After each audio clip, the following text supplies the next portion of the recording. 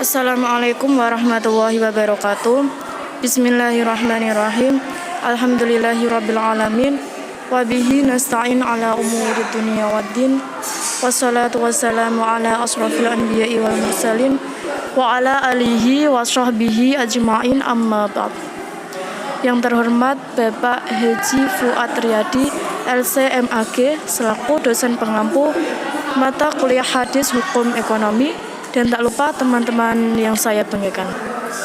Pertama-tama, marilah kita panjatkan puji syukur kehadirat Allah Subhanahu wa taala yang telah melimpahkan rahmat, taufik serta hidayahnya sehingga kita dapat berjumpa dalam pembelajaran online dengan keadaan sehat walafiat, tak kurang suatu apapun. Kedua kalinya, salawat serta salam semoga tercurahkan kepada beliau baginda Nabi Agung Muhammad SAW yang kita nanti-nantikan syafaatnya kelak di hari yaumul qiyamah. Amin amin ya rabbal alamin. Baik, kami dari kelompok 12 dengan anggota yang pertama Nurul Hidayah NIM 2020-710093 dan yang kedua Elin Yurika Amalia NIM 2020-710095 akan mempresentasikan hasil diskusi dari kelompok kami untuk memenuhi tugas UTS mata kuliah hadis hukum ekonomi. Langsung saja kita masuk ke pembahasan materinya. Yang pertama mengenai tentang hadis. A'udzubillahi minasyaitonirrajim. Bismillahirrahmanirrahim.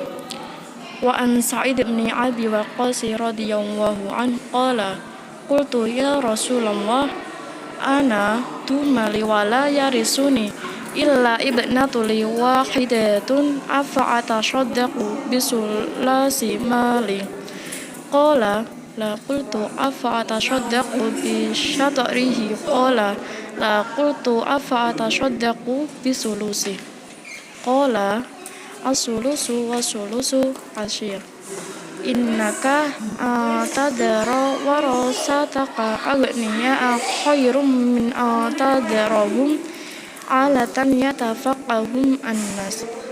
Mutawafiq alaih, yang artinya, dan dari Sa'ad bin Waqqas radhiyallahu an, beliau berkata, saya berkata, ya Rasulullah, saya orang yang mempunyai harta yang banyak atau kaya, dan tidak ada orang yang mewarisi saya kecuali seorang anak perempuan. Apakah saya sedekahkan 2/3 hartaku? Nabi menjawab, jangan. Lalu saya bertanya lagi, apakah saya sedekahkan separuhnya? Beliau menjawab, jangan. Saya bertanya lagi, apakah saya sedekahkan 1/3-nya? Beliau bersabda, sepertiga itu banyak. Sesungguhnya kamu tinggalkan ahli warismu dalam keadaan kaya lebih baik daripada kamu meninggalkan mereka dalam keadaan mereka melarat yang akan meminta-minta kepada orang. Mutawafaq alaih. Hadis nomor 980. Tahriz hadis yang pertama, Sahih Muslim, kitab Al-Wasiyat, bab Al-Wasiyatu bisulus, hadis 3076. Yang kedua, Sunan Tirmidzi, kitab Al-Wasiyat Ar-Rasulullah, bab Maja'afi wasiyati bisulus, hadis 2042. Yang ketiga, Sunan Nasa'i, kitab Al-Wasiyah, bab Maja'afi ma la yajuyu bil mausi fi malah, hadis 3567.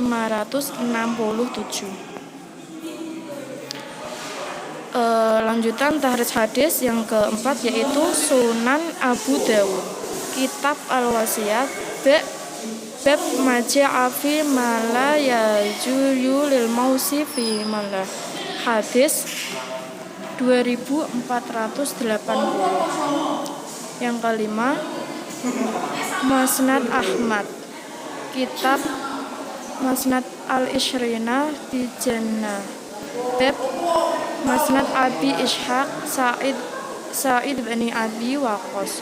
Hadis 1363. Dan yang keenam, Mauta' Malik, Kitab Al-Qadiyah, Bab Al-Wasiyah fi Sulus La Tata'adi. Hadis 1250. Dan selanjutnya akan dipresentasikan oleh Mbak Elin Yaurika Amerika. Kepadanya waktu dan tempat dipersilahkan.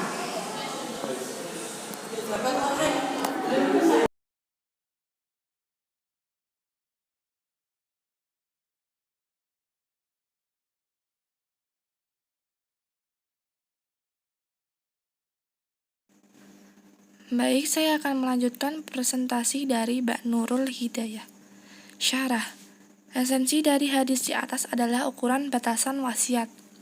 Sebelum masuk kepada penjelasan kadar wasiat, alangkah baiknya kita mengetahui pengertian wasiat. Wasiat berasal dari kata wasiyah. Jamaknya adalah wasa'aya.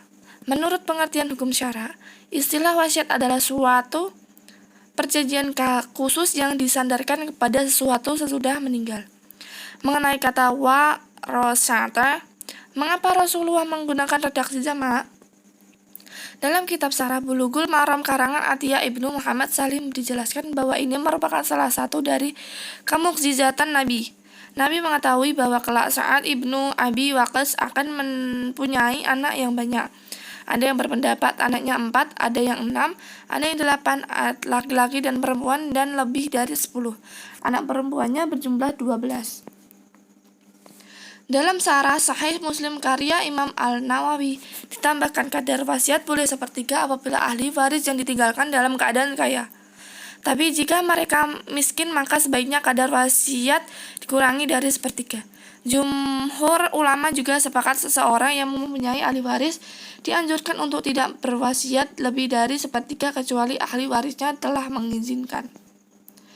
Hadis ini terdapat banyak memiliki variasi matan yang pada intinya sama, yaitu menjelaskan ukuran batasan dalam memberikan wasiat dari harta warisannya.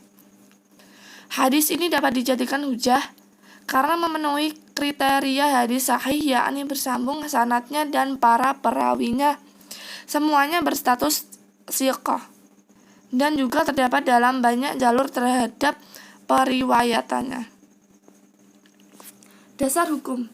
Adapun hukum yang bisa diambil dari hadis ini adalah adanya larangan wasiat lebih dari sepertiga itu bagi orang yang mempunyai ahli waris.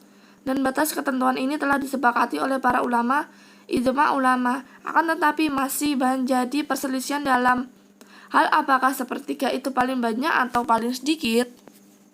Pembahasan. Wasiat adalah berpesan tentang suatu kebaikan yang akan dijalankan sesudah orang meninggal dunia. Wasiat berasal dari kata wasya yang berarti menyampaikan atau memberi pesan atau pengampuan. Dengan kata lain, wasiat adalah harta yang diberikan oleh pemiliknya kepada orang lain setelah si pemberi meninggal dunia.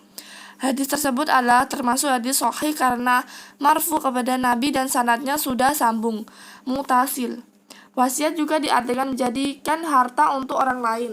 Arti kata wasya merupakan bentuk jamak dari kata wasiyah, mencakup wasiat harta, sedang ishak bisanya dan wasiyah dalam istilah ulama fikih diartikan kepemilikan yang disandarkan kepada keadaan atau masa setelah kematian seseorang dengan cara tabaruk atau hibah, baik sesuatu yang akan dimiliki tersebut berupa benda terwujud atau hanya sebuah nilai guna barang. Syarat-syarat wasiat. 1. Balik, dewasa. 2. Orang yang berakal. 3. Orang yang merdeka atau bukan hamba sahaya. 4. Amanah. Rukun-rukun wasiat. 1. Mushayi, orang yang berwasiat. 2. Musalahu, orang-orang yang diberi wasiat. 3. Musabihi, barang yang diwasiatkan. 4. Sigot, ijab dan qabul. Hukum-hukum wasiat menurut ulama Syafi'iyah. 1. Wasiat yang diwajibkan, wasiat wajibah. 2. Wasiat yang diharamkan. 3. Wasiat yang dimakruhkan. 4. Wasiat yang disunahkan atau sunah mu'akad. Demikian presentasi dari kelompok kami. Kurang lebihnya mohon maaf. Akhirul kalam, Allahumma fiq ila aqwamit thoriq. Wassalamualaikum warahmatullahi wabarakatuh.